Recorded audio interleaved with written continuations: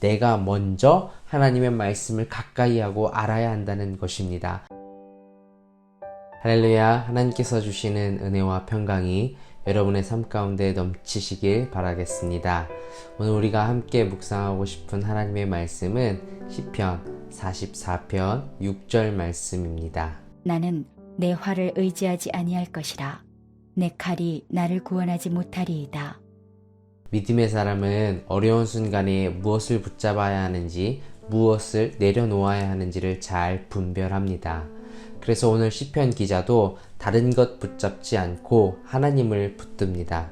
그것이 가장 중요하고 소중하다는 사실을 잘 알았기 때문입니다. 시편 44편 6절 말씀을 한번 보도록 하겠습니다. 나는 내 활을 의지하지 아니할 것이라. 내 칼이 나를 구원하지 못하리이다. 아멘. 활과 칼은 전쟁에 쓰이는 도구입니다. 그럼 이런 거죠. 내가 가지고 있는 활과 칼을 사용하지 않겠다는 말은 내 힘으로 싸우지 않겠다는 것입니다.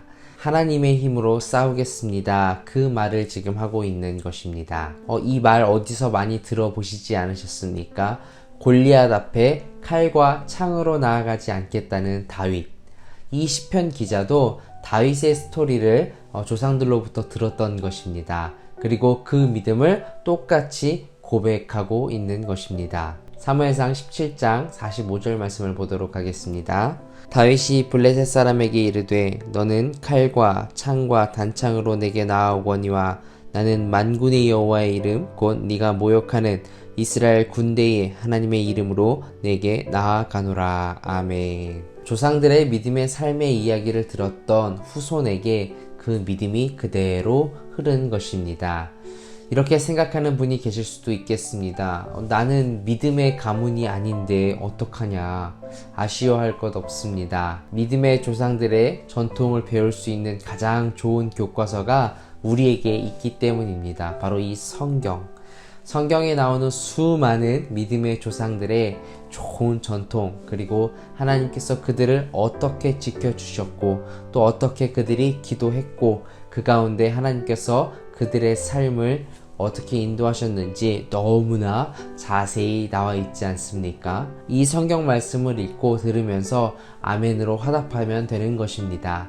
하나님, 성경에 나타난 이 사건들이 내게도 일어나게 하여 주시옵소서. 이 믿음으로 기도하게 되면 아브라함이 또 야곱이 다윗이 내 믿음의 영적 조상이 되는 것입니다. 그러면 얼마나 많은 우리가 위대한 영적 유산을 이어받은 채 살아가고 있는 것입니까?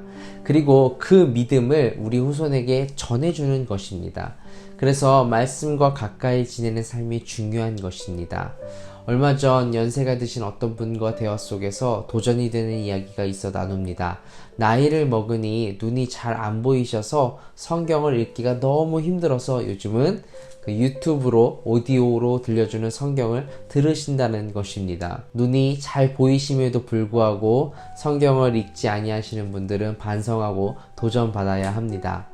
그때 제가 생각한 것이 이분의 자손들은 정말 잘 되겠구나 였습니다.